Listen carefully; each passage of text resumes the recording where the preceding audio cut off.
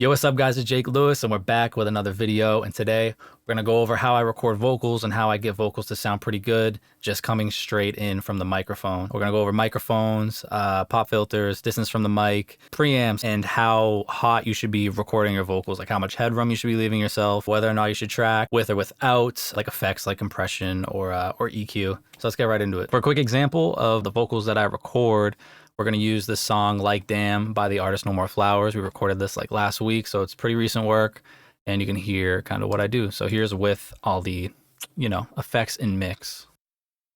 Lower the climate, bust on the bus down, but I can't chill. I can't stay still till I touch a mill. Now let's take off all the effects. Lower the climate, bust on the bus down, but I can't chill. I can't stay still till I touch a mill with my brother Mill. Boom, and they are smacking for sure. So let's go over, I guess, what I do. First things first is your microphone. You want to make sure your microphone isn't trash. Using one of these to record actual vocals on, I mean, you can get away with it, but you can definitely get better mics for just a little bit more money. My first mic was an AT 2020. You can still get it now. It's like $100. If you go on eBay used, you could probably get it for like 80. And that mic is fine to start out with. And after the AT 2020, I went up to the SM7B with the cloud lifter, and then I upgraded to the Slate ML1 microphone, which is great for a while, and now I'm on the WA8000. I'm loving that mic. It's right behind me. I use it to record like everyone's vocals, and it sounds great all the time. And the second thing you'll need is a pop filter. That's gonna go right in front of the mic. You can get them for like 15 bucks on Amazon.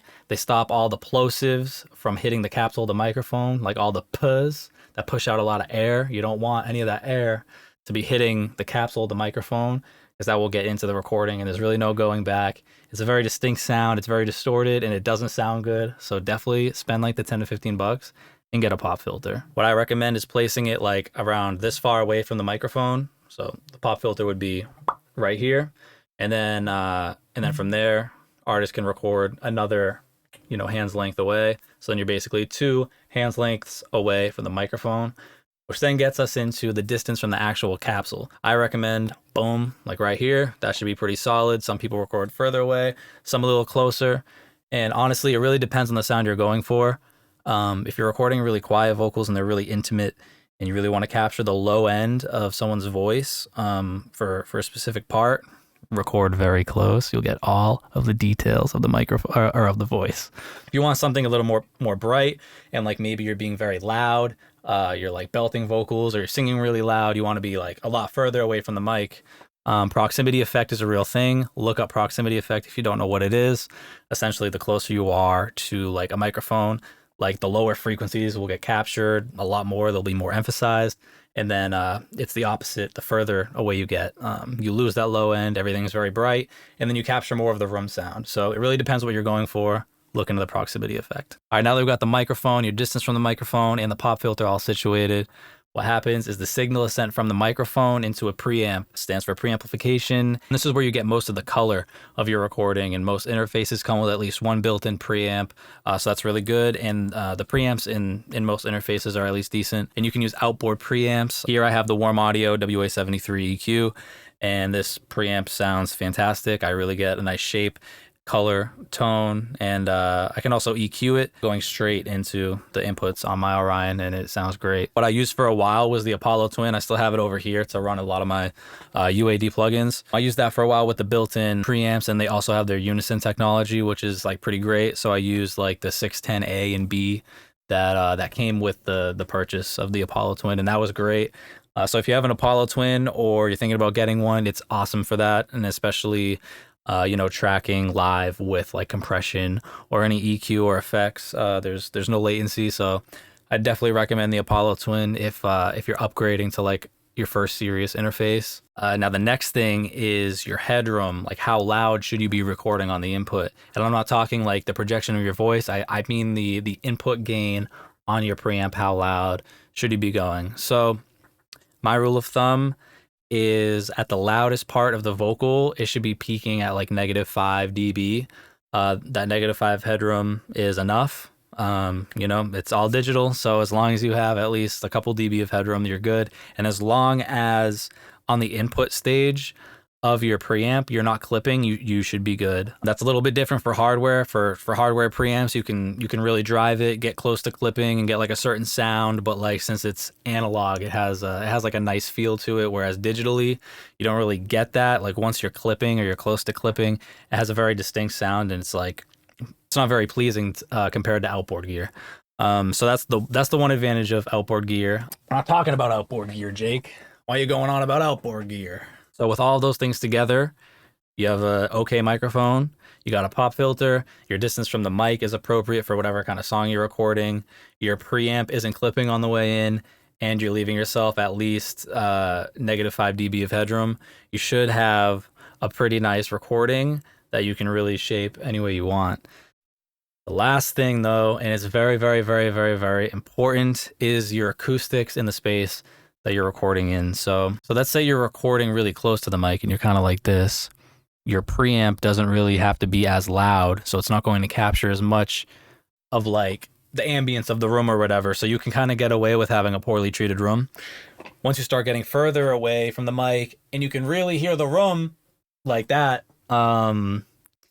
that's when those problems start to come out. So acoustically treating your room is very important to like a super nice recording that sounds isolated and like forward and not amateur. So you see all these panels behind me, they're above me, they're over here behind the camera, they're over there, they're everywhere in the room. I made all these panels myself. You know, went to Home Depot, got all the wood, bought all the 703, which is super fucking expensive, but I had a friend who was able to hook me up, DC. Shout out to DC. Thank you for the 703. He gave me so much of it. I still have more. I have to make more panels with it, but definitely like invest in acoustic panels and learning where to place them. So for me personally, I have my mic behind me. I'll pick up the camera and show you guys. I have my mic behind me, right above the microphone recording source. I have a floating panel, that's to catch first reflection points of like the voice, so it doesn't bounce back into the microphone, and then you get this like weird phasing, like echoey thing going on. Then I have panels all around the back wall here that helps with the reflections as well. What also helps is having a carpeted floor. My whole flooring is carpeted. If this was hardwood, it would be a complete nightmare acoustically in here, especially for monitoring or whatever, but even more so with like recording. Because there's really no fixing, no going back on that, you know? Having furniture throughout the room is also good. Like a coat hanger in the corner will absorb a lot. It's like having like bookshelves or, you know, just filling the room with stuff will help deaden the sound of the space. Things that will absorb sound, you know, soft things, you know what I mean? Even hard surfaces can disperse sound. That's a whole other thing.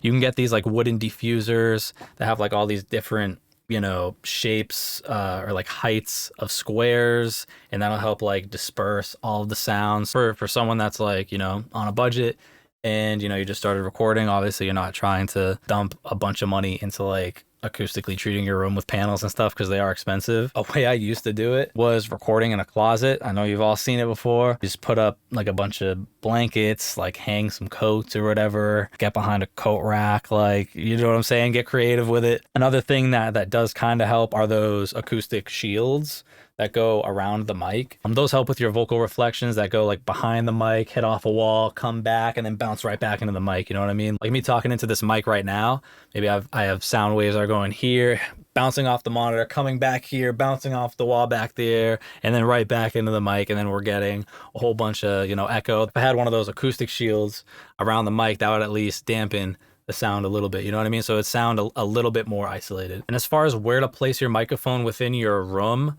the rule of thumb is do not place your mic in the dead center of the room, and don't place your mic on like the very edges of the room, like really close to walls. Then you'll get a lot of reflections coming straight off the walls. You kind of want to be like a little bit more towards the center, and that'll minimize the reflections as much as possible. It'll keep the sound kind of sounding open, as opposed to like if you are in a closet sounding very like closed and claustrophobic or whatever. That's if, you know, your floors are carpeted and you at least have some stuff in the room so it's not super echoey or whatever. If your room is super echoey like that with hardwood floors, there's nothing in the room, it's like empty, then you're probably better off with the closet. For a while I actually had like this corner of the room as like the kind of like booth, and I like closed it off with these like panels or whatever, And I was always like, damn, why is it always so boomy at like 200 hertz? Like I always have to scoop out so much, and it's just like too much.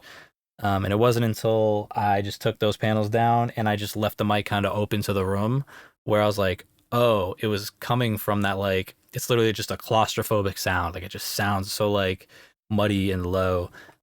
So that can be a downfall. And the last trick I do to get my vocals sounding good coming in is EQ and compression that is being printed. So this is just like, you cannot undo it. It's done. What's done is done. It's final. It's staying on the track. So with the WA73 EQ hardware unit I have, it has an EQ as the name implies. And, you know, when I have an artist doing like test takes, I'm adjusting the EQ to their voice to get a better tone out of it coming in, which creates less work for me while I mix, because I'm already closer to a nice sound.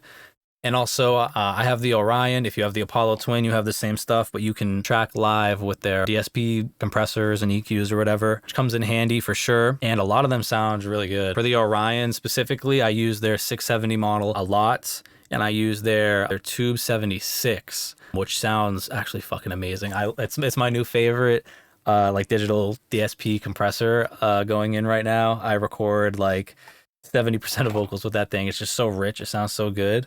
On the Apollo side, I use the 2A a lot, like pretty much on 90% of vocals I was tracking with the 2A. Sometimes with their 76, both the legacy versions. I didn't buy the 2A bundle until like a couple months ago, and then I upgraded to the Orion, and so I just use that in the mix now. But yeah, I recommend tracking with compression at least, maybe not EQ if you're not comfortable with that, but definitely track with compression. I think tracking with compression makes you a better engineer a lot faster because you're limiting yourself in a good way. Like if you have too many options, it's hard to make a choice. And if you record the vocals raw, you're just gonna keep going back to that first compressor like, oh, what sounds good? Blah, blah, blah, blah. Just pick the one that sounds the best in the moment and print it and just like and move on. And let's say like a day later you're like, damn, this compressor like didn't sound good for this, blah blah blah. Well, now you know for the future, don't use that vocal for that specific kind of song or that specific kind of voice or whatever. Just move on to the next one. You'll get it right, you know, the next time. And even if you don't get it right the next time, you'll get it right in the next like 10 times. And then you'll reach a point kind of like where I'm at now. I just throw on a compressor. I know how it works. I know what sounds like what with specific voices, and I can get it right, you know, kind of within the first couple minutes of having them do like a test take. I'll slap on a couple different compressors and see what sounds good. And then like I'm that much closer to the final mix, which is really the key. People are paying you, or if you're just like an artist yourself and you're just like recording yourself, your time is valuable. The whole goal is to reach a final result like as quick as possible with the best outcome possible. And I think that tracking with EQ and compression gets you to that final destination faster, eliminates doubts in the long run at least, and makes you better at what you're doing. So I recommend that. I do it on 100% of recordings. I'm always recording with a compressor active. My mentor, Robbie Rowland, he had like all this outboard gear. He had a Tube Tech Sail 1B, and he would just always be tracking through that, or maybe his like 1176 or whatever. He was always just like, dude, don't be afraid to do that. Like it will make you better. You'll be forced to understand what the compressor's doing, because like someone's paying for studio time. Like you better not F it up that bad, you know what I mean? So the pressure's on, your brain's fully engaged. You're like, okay, what is this attack doing? What is this release doing? What is this threshold and ratio doing? I need to get this combination right. This dude's paying, I can't fuck it up. So it puts on the pressure in a good way. So I recommend it. And I mean, that's just about all I do for getting like good vocal recordings. And then from there, you mix it and you are giving yourself a fantastic foundation. You know, the vocals aren't too quiet to where when you raise them up, there's a bunch of background noise. It's not so loud to where it's clipping and it's just like unusable. It's just right in that sweet spot. So I hope you guys enjoyed the video. I know it's a little bit different. We didn't actually dive into any mixing, but I had someone comment on one of my previous videos asking like how I record vocals, like what's my vocal chain or whatever. So I figured, hey, let's make a video out of it. Maybe other people will get a use out of it. But if you have any questions, comments, or concerns, leave a comment down below and I'll be sure to read it, and maybe we can make a video out of it like this one. Thank you guys. Deuces.